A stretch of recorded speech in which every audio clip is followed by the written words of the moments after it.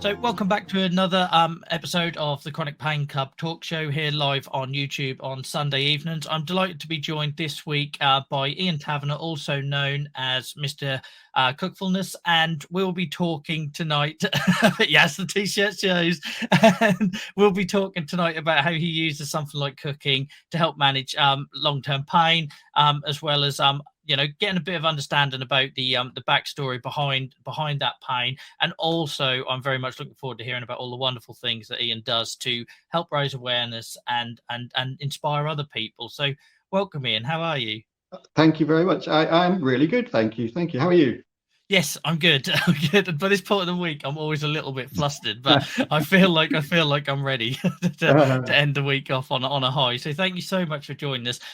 Obviously, I think we've crossed paths a few times. It's the first time we've been able to get actually on a call. So I'm really excited about this purely from like a personal point of view. So we won't dive too much into detail because we're going to go through all of that. But just for anyone that has never met you before, do you want to just give like an overview of where you're from and who you are, and then we'll dive into your sort of the health backstory. Thank you. Yeah, so I'm Ian Taverner. I am Mr Cookfulness, and I grew up in the Isle of Man many moons ago. So I'm an islander. Travelled around with my work before settling now in Southampton, the south coast, where everything changed because of illness, and now I'm sort of using my experiences to help people find a bit of joy in the kitchen. Brilliant. Thank you. That was perfect. Because then it allows us to go through without going into too much detail. So thank you. You've obviously done this before. So before we get into the cooking side, which I'm sure a lot of people are here to hear, where did your story start with, we can cover, I understand you've got a couple of health conditions, but, we can focus on the pain bit, but where did all of that start for you, if you don't mind sharing? No, not at all. It started looking back in my late sort of mid to late 30s. So about 15 years ago. At the time, didn't see it, but now I can look back and see where it came from. So initially, it was my mental health that started to go first. So dealing with anxiety and panic attacks, which I'd never had before. And that was a real big shock to me. But it just seemed like that was what was happening, and I sort of just shoved it away. And in those days, you didn't talk about those sort of things. And then I remember I came back from, I used to work in financial services, and I came back off a trip, and I just got this awful pain in my chest. It just wouldn't go away. And I thought, oh, what the heck is this? So I went to the doctors, and they sort of said, oh, let's get you in, and sort of tubes in everywhere and whatever. And it was almost about 5 or 6 months before anything actually happened. And they just by chance saw that I had celiac disease, so I couldn't have gluten or wheat. And they said, oh, that's it. And I was like, oh, okay. But it wasn't it. And it carried on. And it started to just get worse and worse and worse over time. And the pain was spreading, and my mental health was deteriorating. And I think probably after 2 or 3 more years, it just crashed. And I was actually in hospital going in for another sort of stab in the neck with some injections, and I just broke down completely. And that was the big drop, really. That it's really refreshing. Obviously, it's a horrible experience, but it's so refreshing to have another male on this show sharing the mental health bit, because, I looked back at my story, and I didn't get the psoriatic arthritis bit of my condition until my mid-20s, but that was preceded by a massive mental health issue, and I went through early intervention, and I had depression. I think it was like diagnosed as like a form of psychosis. But now looking back in hindsight, I was flaring, and I didn't know how to handle it, and how to. So thank you for coming on and just straight off the bat, saying that, because it will help people out there. Well, yeah, and I think that for a long time, I hid all of that. I hid the mental health side, and it was the physical bit that I thought, well, that's something people can get to grips with. I didn't really want to share it, even with my family. But now I've flipped that completely around, and the mental health side, I think, is just as important. And it's crucial, and managing that every day is just as hard as managing your physical health.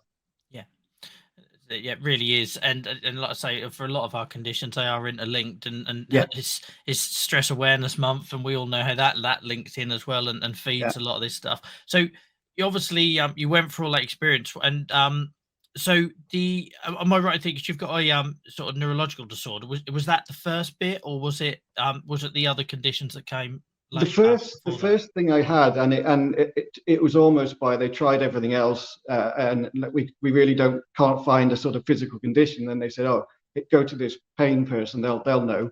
And it was they said, oh, you've got fibromyalgia, and I said, I have no idea what that is. Looked it up and thought, well, that looks like it could be it because it's sort of suggesting what's going on. But it didn't feel like everything, and it just felt like that was it. Now you've got a label, off you go, and there wasn't really a lot of help for that. And I think, unfortunately, by knowing, I got worse because I knew I had something, but I didn't know what to do, and I didn't know how to deal with it, and I ended up more and more of a recluse as a result. And I think it was only another couple of years later where I was diagnosed with functional neurological disorder, because I was getting tremors and seizures, as well as the pain, and that just didn't seem right to fit with the fibro side. And then once I got that diagnosis, it was like, right, okay, and arthritis at the same time because I'd had some scans and they found that my hips were just basically crumbling to bits. So I had to have both hips replaced in my sort of mid 40s, um, which again was an experience that I didn't enjoy because it was supposed to be like, oh, great, you can move again, but everything else was just crashing in on top. So all of that with the depression, anxiety created a really sort of tsunami Yeah. of pain and anguish, really. And how was that, Matt? Because obviously there's multiple angles there, and we know, particularly in this country, things can be a little bit siloed. Yeah. So I'm probably making an assumption about your experience here, but how was that? Yeah. How was that managed when presumably you got rheumatology and neurology and all them other things going on? What was it? Yeah. A joined up approach, or Oh, was it mixed no. messages from everywhere? It was the silo of all silo. I mean, it was unbelievable, and I didn't know any different either. And you get sent to one appointment, and they'd say, right, we're going to be dealing with this bit, and you'd come home, and then you'd get off to another bit, maybe 3 months later, and then you'd be somewhere else, and then they say, oh yeah, we need to help you with your depression, and then I'd go somewhere else, but none of it was joined. So I probably maybe got a day or two of, yeah, that's a good idea, until everything else all wrapped on itself again. So probably 3 or 4 years of the silos before someone finally decided to change that, which was when I went to Bath to the pain centre there. They do wonderful things there, but Yeah, I've not interacted with them personally, but I hear lots and lots of good things. And I'm guessing up until that point, nobody thought to ask about mental health or signpost you to mental health support or no, factor that in, how that was impacting you. no, not at all. And no one even said that this could be the situation, even though right at the very beginning, the anxiety and the panic attacks were what was triggering where it all began. And I would talk about that all the time, but it was almost just put to the side that said, oh, it's the pain that's doing this, and here we go. But even then, it wasn't any help because no one really knew what to do with it. And the whole time you're just left in limbo trying to work out what's what. I'm Yeah, guessing. yeah. And with my wife, and we had two young daughters at the time, and it's really difficult because they grew up with a dad that they didn't really see very much because I was either sort of shut away in the bedroom under the covers because I thought that was the right way to cope with it. I thought it would be best for them if they didn't see me in pain. And we sort of created a sort of detached family within a family. So they carried on doing what they did. And my wife unbelievably did everything for so long, caring for me and looking after them. Looking back, it was the wrong thing to do, because we really needed to try and get ourselves together. But it just felt like that was the way to deal with it because we had no other answers. And the thing is, you find your way through that, but without the guidance, as we all blame ourselves. Like every single one of us that live these long-term health conditions are constantly, putting things on our own shoulders. But if you aren't getting that support to signpost you or show you a better way to manage it, and how was like the pain side of that treated? Because as somebody who's had experiences myself, and there's lots of people in this community talk a lot about Yeah. being told just keep taking your painkillers, keep taking your pain. Did you have a sort of similar experience? It was medication and injections and everything. There was nothing around other ways to deal with it other than we'll keep piling up the medication. And obviously, looking back, the more you get used to the medication, the more you need. And the more you need, the worse it was. My mental health was getting, because these things were just getting. I was on, I had patches all over my back. I was taking opioids. I had, you name it, was going on. And I partially don't remember a lot of what was going on because I was so full of this stuff. It was affecting me that I couldn't function. I didn't know what was going on, but it was, you just take for granted that it's the right thing to do to take these things because they tell you this will be good, have some of this, or let's get you into hospital and we'll put some, some steroids in you and in your neck or whatever, and that should help it. And that's what happens. And we sort of called it here in our house the groundhog years, because the days just kept doing the same thing over and over again. It was medication, sleep, maybe say hello, medication, sleep, maybe say hello. And that's pretty much what happened for a long time. And the thing is that obviously then just sends your mental health spiraling as well. And trust me, yeah. I've very much been there where I felt like I'd lost everything. And I used to get a lot of, like I say, keep taking painkillers. And at the time I'd just become a dad and I just felt like a zombie. I wasn't present. And then that would affect my mental health. And I don't know about you, I find the more I was medicated, the lower my mood was, the more negative effects I then had from being on that stuff. Because I was waking up in the middle of the night, because if you have a negative thoughts and you're taking all this stuff, then obviously it's not going to help feed into that, is it? No, absolutely. And you just get sort of, you look forward to the next patch going on because it's going to help you, you think. But actually, all it's really doing is feeding your habit of needing this stuff.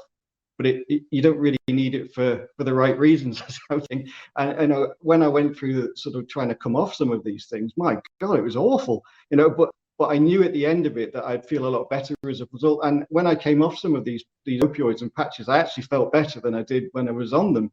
Which just, it sounds wrong, but I think because mentally, as you said, it's taken me down an awful path. So yes, my pain probably was a bit worse, but I felt so much better in my head as a result. And did you find you got any sort of like education with any? It's horrible because I'm half laughing because I already know what the answer is going to be from where. But so when you were given this stuff, were you told what it was trying to achieve? Were you told if it was long, short term, what the desired outcome, what etc., or was it literally just take this whilst we work? No, and I didn't know what was for mental health, what was for physical health. I just took them because it was, this is what you're supposed to have. And now, obviously, if I had my time again, I'd go and ask what are all these for, what does that do? But when you're in a position where you're not functioning anyway, you don't ask, you don't want to take just to try and help. So yeah, no, I didn't get any sort of thoughts as to what it was I was taking. And I think the good thing is, though, for people today is like this sort of stuff exists. What you're doing, what I'm doing. I think you only have to go back 5 years or so, and it wasn't there. And I remember saying to my wife, like when I started all of this, it was literally because I didn't want anyone else to go down that route I had of being completely uninformed, not involved in any decisions, just being a passenger to sort of like my own care. And sort of my big change was getting onto like pain management and pain management therapy and stuff like that. What was your change? Because clearly what you're doing today is very similar reasons, I'm guessing, because of the same as me. So what changed things for you?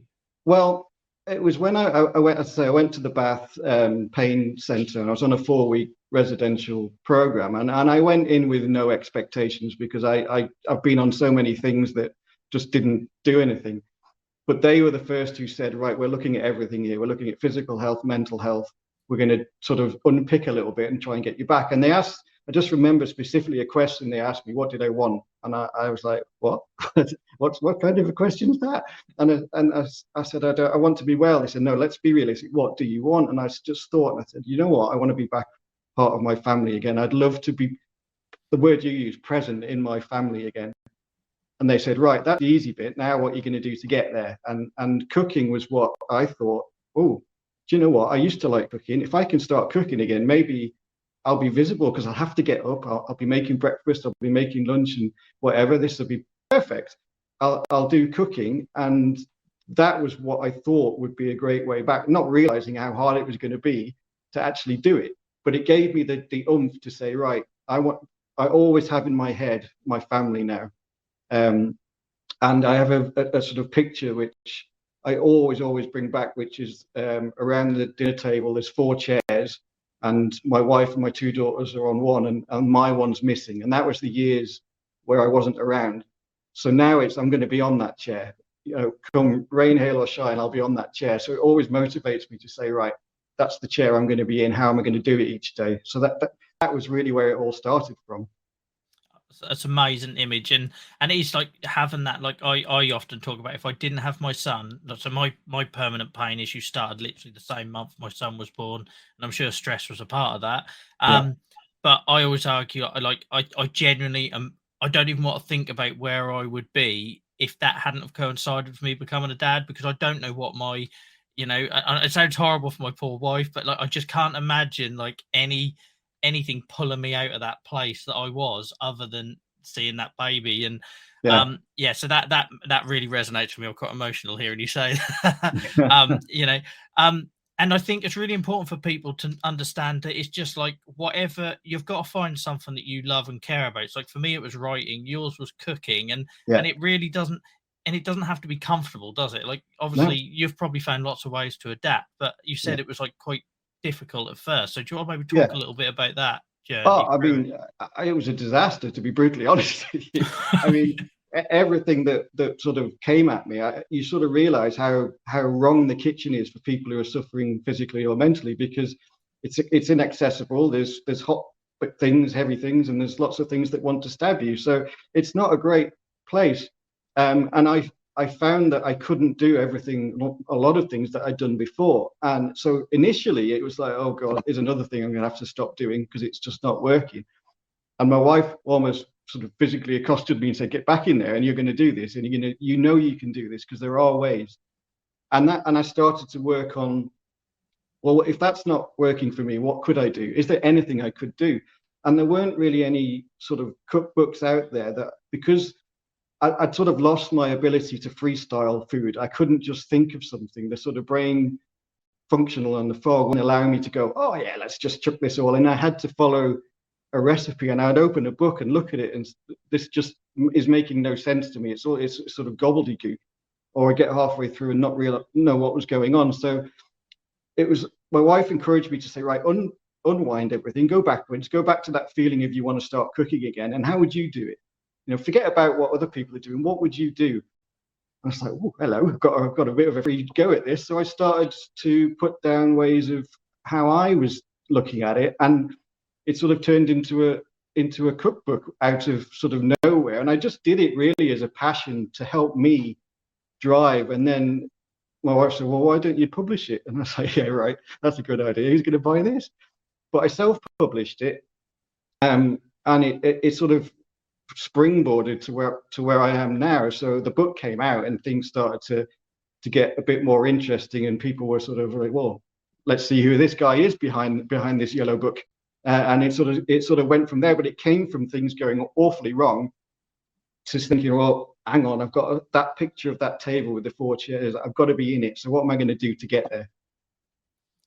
That's just amazing. And guys, anyone watching this back, either the recording or the audio version, we'll put a link to all of Ian's work, where you can find these things in the show notes and description. But I suppose what I want to sort of just pick it a little bit, Ian, is like, I'm guessing when you started off doing the cooking, you've done it because it was a previous passion, and you've done it for you. You probably never saw it ever going on to helping other people. Am I right in thinking that? Yeah, 100%. And it was my way of getting back in. And I remember the first thing I made, and I think I just made some toast, and I hadn't done that for so long. And my daughters just went, yay! And I was like, what? And they said, it's just so good to see you here. And it was like, and that feeling of making something so small and celebrating it so highly has stuck with me. But yeah, it was never any thought that this could go anywhere other than it was to help me and the family. And then I think once the book came out and we started seeing reactions of people from all different walks of life saying, actually, I'm finding this really helpful, and this is really useful. It suddenly thought, wow, well, if it's helping me and it's helping them, maybe it's going to help other people as well. And that's really where the sort of springboard came. Yeah. And yeah, it just, did you find then there was like this like correlation between you exploring that, that, because for me, I find when I'm being creative, my ability to distract myself from my pain is just like tenfold better. Did you have a Yeah. similar experience? And Yeah. and how did that then look as you explored that in terms of your pain medication, or how you sort of managed your conditions? Yeah, it had a major effect, because the more I sort of was finding ways to cook, the more I wanted to cook, and the more my mental health was starting to look up a little bit, and I was starting to feel excited about things. I was starting to feel a little bit of pride and a bit of self-worth, the words I'd never even thought about for years, because they just weren't things that I associated with myself. And it sort of became that, well, actually this is something. And because I was doing more, probably feeling more with it, I went to the doctors and I said, look, I'd like to look at some of the medication I'm on. Can it come down a bit, because I'm starting to feel a little bit more positive. And to be fair, my GP was brilliant. He said, look, we've got to take this slow.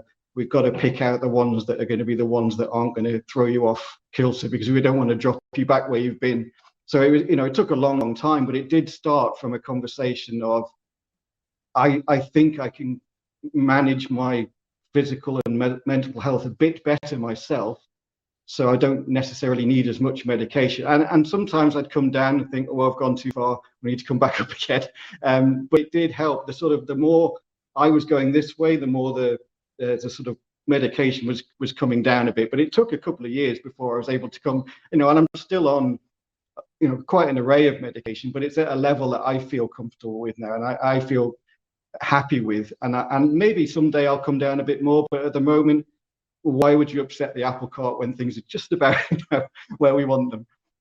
And it's just a fine balance. I think it's really important for anyone listening to this. There is a place for medicine and there is a place for painkillers, and I have to lean on painkillers occasionally when things flare and everything else. But what we're talking about here is that power, that if you can find something you love to do to act as a way of like a distraction. For me, it's what gets me out of bed in the morning. Like my wife will be so bored of hearing this, but it's like genuinely the whole advocacy thing and finding my voice and writing and doing this, talking to amazing people like you, Ian. It is literally, it gets me out of bed in the morning, because that's, you need that something to look forward to, don't you? And clearly for you, it's cooking. Without doubt, and and likewise, being on your show is just fantastic, because I know there's people who'll be watching this who might not want to say anything, but they're hopefully going to find one little nugget that says, maybe I can try that. Now, I never had that. You never had that. That's why we're doing what we're doing, to try and help people find those things. And I've always said to people, if I say 10 things and 9 of them you think are absolute codswallop, that's fine. But if one of them's, oh, maybe I can use that, then it's happy days for me, and for you, I'm sure it's the same thing. Yeah, and the thing is, the learning never ends as well. Like, that dining table chair image thing is just going to stick with me, and I think that's a great one. And you've already sort of said something tonight, which I'm constantly banging the drum about that whole excuse me, like asking me what I need, what hurts, and for you to get that moment going down to Bath where they asked that question, which clearly you weren't prepared for, but it is, you said, what sort of question? This is the best question. It's just, you wouldn't have known it at the time. No. That gives me tremendous hope. So I think anyone watching this, guys, who are in a lot of pain or just feeling hopeless, and we've all been there, these things are changing slowly, aren't they? And I can't remember now off the top of my head. I've got a bit of brain fog today. The time scale you said, but I'm presuming you see a difference in when you go to see your clinicians now in terms of the questions they're asking compared to when you first started this journey. Yeah, totally. And even from when, going to the doctors or going in to see them is a better experience than it was before. I still have the issues where if I go in with something that isn't to do with it, it's a more automatically related back to what you've got. Oh, it's probably to do with your arthritis or your FND. It's like, I don't think it is, but now I'm able to articulate that a little better, and I feel that by being able to question a bit more, I have a better relationship with my clinicians than before, because it was very one way originally. But now I still, find it hard to question someone and say, well, he must know what he's doing, or she must know what's going on. But actually, I can now feel like saying to them, what does this do? And what would happen if I didn't take it is the biggest question I now ask. What would be the result of me not having this? And that baffles them sometimes, because it's like, well, you'll stay like you are. I said, but if I have it, then what happens? Will my pain improve? But what's going to happen to my, to the old noggin? And it's like, so those are the sort of things that I can ask now because I feel able to, but you can't, and you don't even know to ask those questions. So I think helping people to arm themselves, or even, if you're going with someone to the GP because you feel you can't talk or can't articulate it, just ask them to ask those questions. It'll help an awful lot, and probably save quite a bit of sort of long-term time that you'll waste sort of trying lots of things until you get to the place you need to be. I think you need to give yourself an awful lot of credit there, because one of the things you said in the middle of that was about, asking about, okay, physically, but how does it affect my mental health? And that is such an important consideration that far too many people don't make that connection. It took me years to get to that point where, where instead of chasing a magic bullet that I thought was just going to fix the pain bit, I didn't appreciate the impact. And it took being a parent, I think, for me to understand that, well, I can't be a zombie all day, regardless of what the pain level's like. So, yeah, I think that's really, so give yourself credit for that, because not many people get that. Some people don't get there at all. So the fact that you've I know. And I feel genuinely lucky, and I try always to not come across as, look at me, woohoo, because I know what it's like. Because we're all, I sort of see everybody at different levels along the road, and I'm just a bit further along, but there'll be a lot of people who are right at the beginning, and to say to them, come on, snap out of it, just doesn't work. It's not, because I have to think about what would I have said if someone had said that to me. I'd have just gone, yeah, right, do one. So yeah, it's constantly reminding yourself that everybody's in different places. So when I'm talking about things and trying to help people, I have to always remember how I was and how I could very easily be again if I let things go. I think it's really important as well that we don't just share all the wins. I'm always talking about the whole real life, not Instagram life or filtered life. And I don't always get the nicest messages in my inbox when I share the negative stuff. And that's just like, it's important for people to see the bad. So like for me, this week, it's been an absolute roller coaster. And I could have just celebrated all the wins and done lots of Photoshop pictures and filtered pictures of me and my son. But somebody out there needs to see that you can do all of this like awareness stuff, or be having an impact and still feel like a failure sometimes, or make a mistake, or get your pacing wrong, or all that sort of thing. So I think it's really important to remember that, I think to inspire people, it can't just be the positives. It can't just be the standing on a stage bit, can it? No, I agree. And a couple of weeks ago, I think we're probably going to touch on it later, but I had sort of a big event that I had to do. But 3 weeks before that, I had a massive sort of flare of my neurological disorder, and I lost most of my speech, and it was sort of slurring, and then I was sort of really struggling. And if that had happened, a couple of weeks later, then I wouldn't have been able to do the show. But then I thought, well, actually, doing it like that is real. It's real life. And what I don't do is, when I'm in those sort of situations, I'll try and share, this is what's happening. Because you're right, if you only show the sort of peaks, people won't necessarily believe you or feel, that they understand what you're saying. And I do find that a bit difficult at times when you see this sort of, whoa, look at us, we're all doing fantastically well. Yeah. And it's like, it's not real life. Every day you don't know what's coming. And that's what it's like living with chronic illness. You just don't know what's coming next. And I find it particularly cruel because there's a lot of evidence to suggest this whole social media thing and the constant notifications and best life thing is affecting everybody's mental health negatively. So whatever it must be doing to people that are dealing with an unfair hand that they've been dealt, I'm so overly conscious of that. And it's like when I first started all this on camera stuff, I never used to wear black because I was worried about my psoriasis. And then I thought, well, no, I wear black. That's all I pretty much wear. Why would I hide it? But it took me a long while to get to that point to feel confident. But like you say, it's kind of like, it's like you, isn't it? Like, you know, you were invited to that event for a reason, for your background, for your condition and everything else. And then we sometimes slip into that apologizing for it, and we have to quickly sort of bring ourselves back out. Yeah. Oh, totally. Yeah, totally. And what I sort of some of the events that I do, what's so refreshing is that everybody sort of gets it. That so you're at those sort of places where people have a variety of disabilities and illnesses, and you think, crikey, yeah, there's such a world out there of people who are all in different places and struggling at different times and doing different things. So when you get to share that with people, a lot of the times people don't understand what you're talking about. But when you're sort of like this with a group of people here who are probably all listening to this going, yeah, I think that's, yeah, I've been there, or yeah, that's me. And I think the bigger those groups get, the better it's going to be for everybody. So, being here and looking at what you do, it's amazing. It's fantastic for so many reasons. And it helps you as well, I'm sure, because it gives you that extra boost of, this is good, and just seeing one comment is like, that's really helped me. It's just amazing. I often talk about, I'm really selfish, it's my therapy. It just, and I'm not ashamed to admit that, and if I can help other people or create platforms for other people to share their story like you are today, then everybody wins. I don't see the negative in that. No.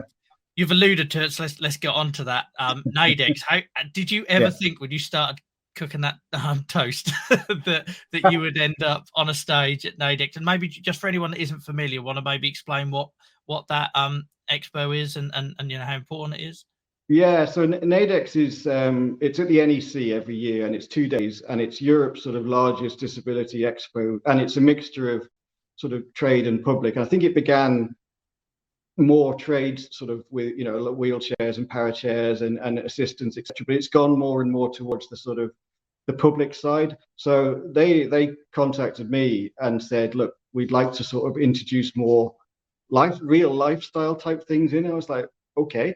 And they said, could you do a couple of cooking demos? And I said, have you got a kitchen? No. And I was like, right. And I thought, well, that's fine, because I talk a lot about, one of the things I say is widening your kitchen. You don't have to be in the kitchen to be cooking. You can make food anywhere or prepare it where you feel more comfortable. So I thought, well, let's, practice what I preach. So I said, can I at least have a plug? And they said, yeah, you can have a plug, but just the one. So I had a plug and a table, and it was, so I didn't really know whether people would come along, with people going to know who I am. You catastrophize everything. You always do when you've got mental health issues or physical health. So it was like, no one's going to turn up. It's going to be a disaster. I won't know what I'm talking about. Everything's going to go wrong. And then you get yourself worked up into a lather. And I got sort of there, and I got set up, and I was getting set up, and there was nobody there in my little theatre. And I thought, oh God, this is really bad. And then it just started to creep in. People were coming in, and I was like, oh gosh, there's more and more. And then it was full, and I was like, oh my God, this is worse. What am I going to do? And this technician came out, he put the headset on me and a microphone, and that paralyzed me, because all of a sudden, no matter what I did or said, it was going to be heard. And I thought, oh no.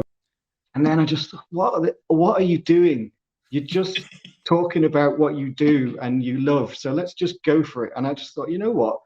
The worst thing that can happen is I make an absolute arse of myself, and that's fine. And I really don't mind, because they've come along to waste their time, to take some of their time to come and see me. And I thought, well, let's do it. And so I just started making, and to think that, as you said, from the man who was trying to, celebrating making a piece of toast, to be able to sort of present, these are ways that I can help you learn to cook, love to cook, want to cook. It was just like, so it was this pinch me moment. It was massively, huge. And then people coming up afterwards to say, that was great. I really enjoyed that. I'm going to try this. Or how did you do that again? And it creates that community again of people wanting to know a bit more about how cooking can become something a bit more than the bit you squeeze into all the other bits. And that's one of the things I really try and push, is make cooking a big part of your day. Make it something that you celebrate doing well. Don't make it the bit that you squeeze into everything else, because then you're really not going to enjoy it and you're not going to like it. And So did you like, because I know when I first started doing any sort of public-y kind of stuff, did you find like a bit of a passenger, like surreal when people start giving you good feedback? So like you say, you Yeah. do catastrophize, and many of us with these long-term health conditions are a little bit sort of like mentally damaged, aren't we, from living with Yeah. that and everything. Yeah. And then you kind of think, what, it's a pinch me moment, isn't it? And you're like, what is Yeah. going on? Um, Yeah. Totally. And I think once I started rambling, and I was going off, and I was sort of talking about things. I was jumping around. I was going here, there, and everywhere.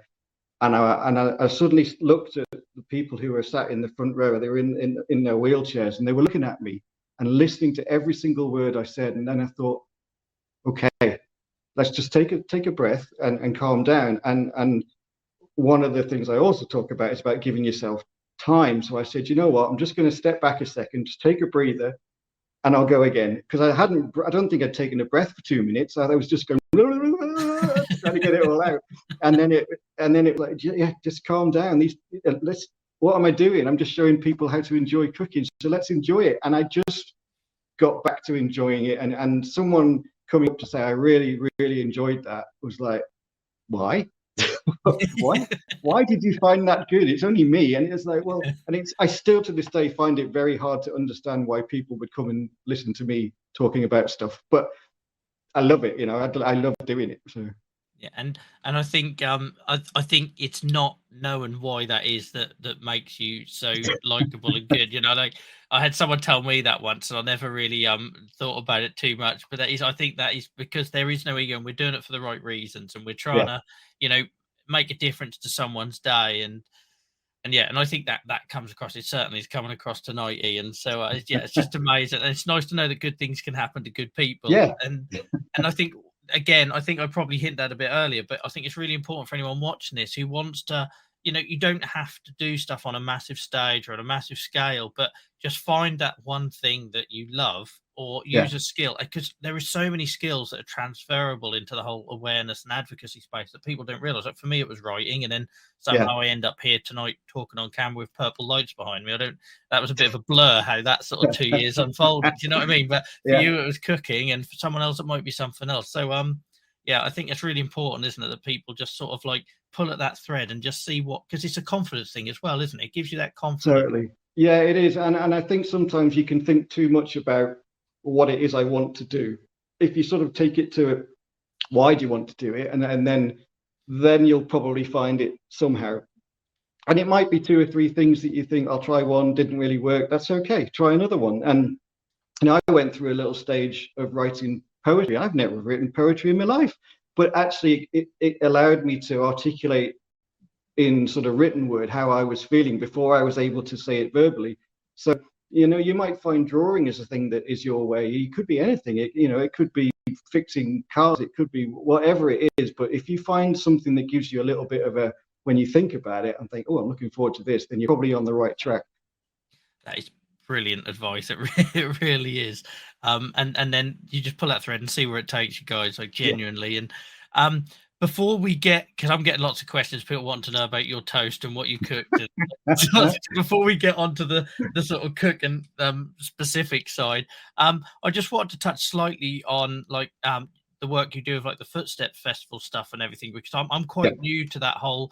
I've spent the last couple of years talking a lot about mental health and my arthritis and stuff, and I've only recently just got this sort of confident, I think it's fair to say, like courage, like to talk about pain, because I don't know about your experience. It can be a really delicate subject when you're saying, you mentioned it earlier about the whole pull yourself together. That's not what we're saying, but when you start saying to people about it being in your head, that's a really difficult conversation, and how you manage just that and distract yourself from it.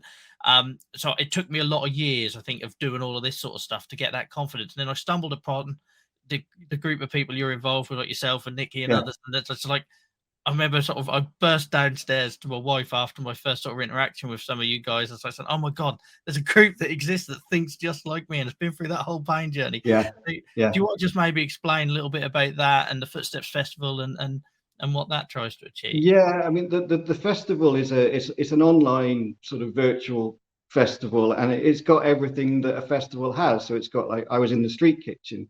It'd have a sort of a mindfulness tent. It's got a coffee area and whatever.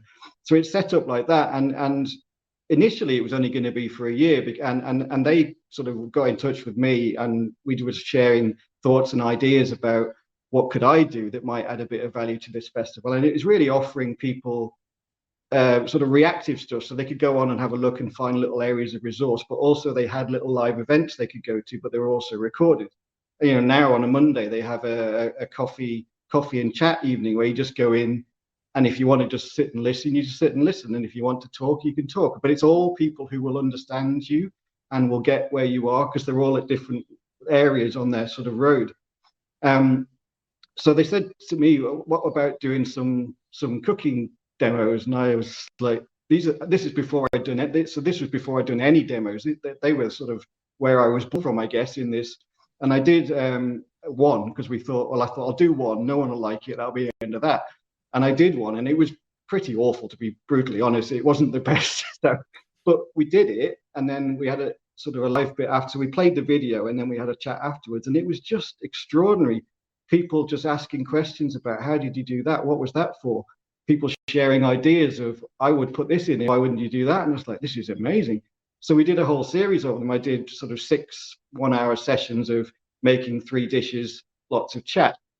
All of these are on the Footsteps Festival website as well, so they're all there. You can go on and have a look, and all the dishes are there.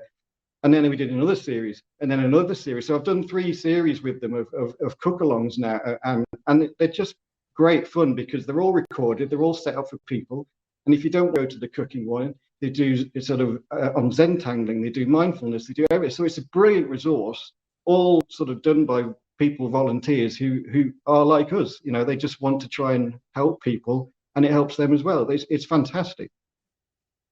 Yeah, and it's like I say, for me, it was just such an eye-opening thing to find, like, you know, just that journey is rough, isn't it? For a lot of us, Yeah. you know, we go through that, like we've talked about earlier today, and you're told to take all this stuff, and then you start realizing there's other ways of managing it. You start trying to peel that back, and nobody talks about how horrendous, like you alluded to a little bit earlier, about how horrendous that experience can be, whether it's mental health drugs or painkillers. And if people think it's like class A illegal drugs, where people go through that experience, is really, really not. And I've had some horrendous ones. So then to find people that just get that and believe in the other way of trying to cope with it, you know, and there's no one magic bullet here. It is a sort of let's put it in Ian terms, a dish of, you know, you take a bit of what works for you, and you find that solution. It was, I don't know, it was a real eye-opening thing for me. So I'm so glad I found it. And that ultimately is then what made me you know, stumble across what you were doing. And so just on behalf of as a pain patient, thank you to all you guys for everything you've done with that project. Yeah, they're really brilliant. They really are brilliant.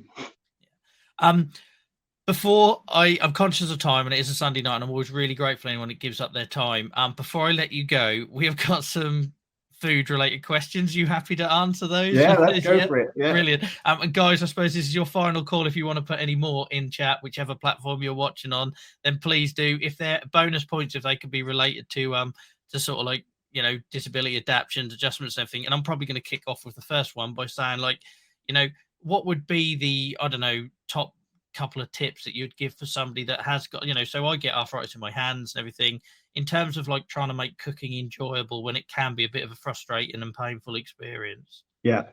A couple of things really is I talk about sort of smart ingredients, smart equipment.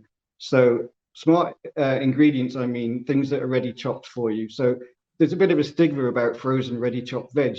There shouldn't be, because it's brilliant and it's really, really useful. Like chopping, every time I talk about this, trying to chop an onion is lethal. You know, you try and peel it, you start crying. You try and chop, it fires across the kitchen, and you think, and you might, you know, if your hands aren't functioning, it's impossible.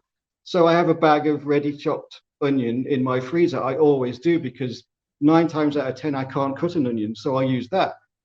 Am I cheating? Hell no, I'm actually doing the right thing. It's brilliant. So, and using ready chopped, some of the frozen veg now, most of it is picked the same time as the fresh, and it's fresher because it's been frozen straight away. So use it. And things like ready chopped garlic and pastes. I hate it that it's called lazy garlic. It's not lazy garlic. It's very, very clever garlic, because, you know, you can get it out and use it, and it gives you a boost start to your cooking.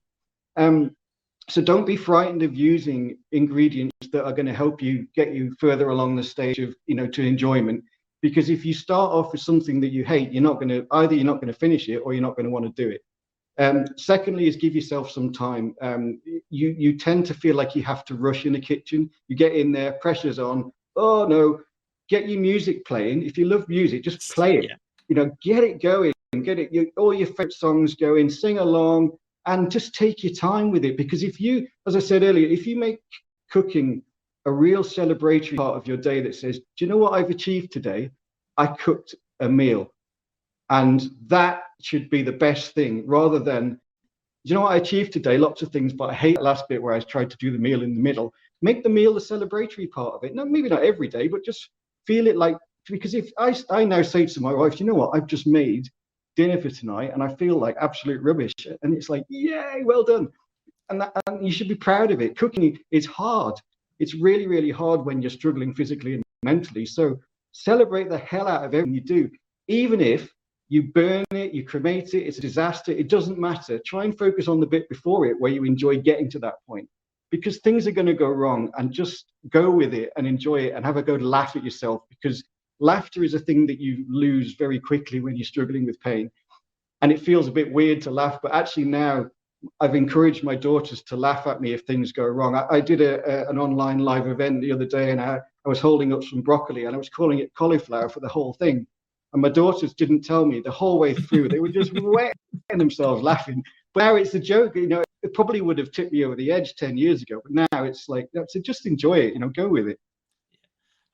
Amazing advice. And I think we all just saw in that few minutes there exactly why you might not see it, but we can see why you deserve to get called up by the likes of Naidex to give these talks, because your passion is just amazing for it, and some great advice. And I often say to my other half, she has to pick up a lot of the cooking, because if by the end of the day I'm at my worst point, I'm a morning person that gets worse. And I have to say, I have to have time to cook, to enjoy it. I can't do the rush thing, and I'm very much music blasting kind of person. So yeah, I can very much relate to that. So yeah, some of the questions we got. Simon's asked, I want to know the one dish you love making. I'm sure you love making lots, but I suppose what's the one that you, if you had to pick one?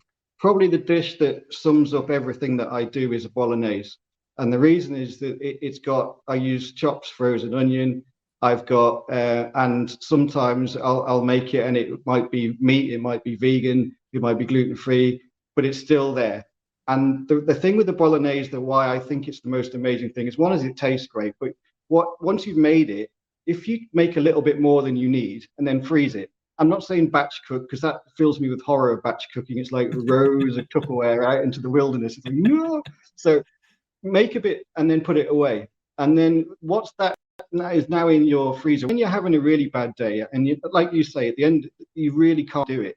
If you get that out of your freezer, you should celebrate the hell that you've still cooked, because you might have made it 3 weeks ago, but it doesn't matter, because you still made it.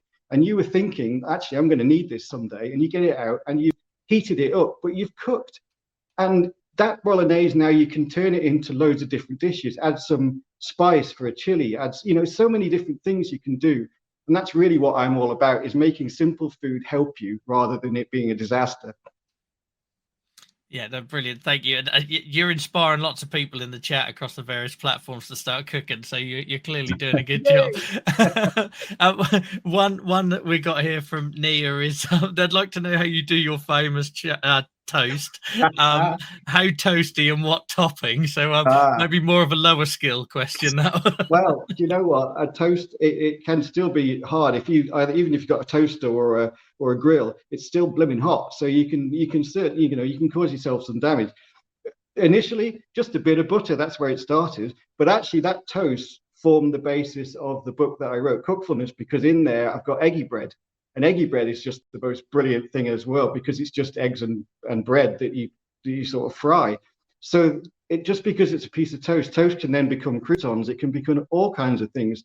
So toast is a great skill, just like boiling an egg is. So yeah, but initially it was toast and butter. Brilliant. And there's also a lot of dislike for batch cooking in chat as well, so you're not alone. You're not alone. I think many of us have got first experiences of that, of like when we started going to the gym or something. Like that was my first experience with it, and I was like, yeah, that was a big hard pass for me. Yeah, I call it little extra cooking now because it just feels a bit easier. It's just like making one bit more than you need, put it in the freezer, you're done. Yeah. So where can people find your book, Ian? I feel like I probably should have asked this by now. So where can people find that if they'd like to? It's on Amazon and Waterstones and Goodreads. Just Cookfulness with one L.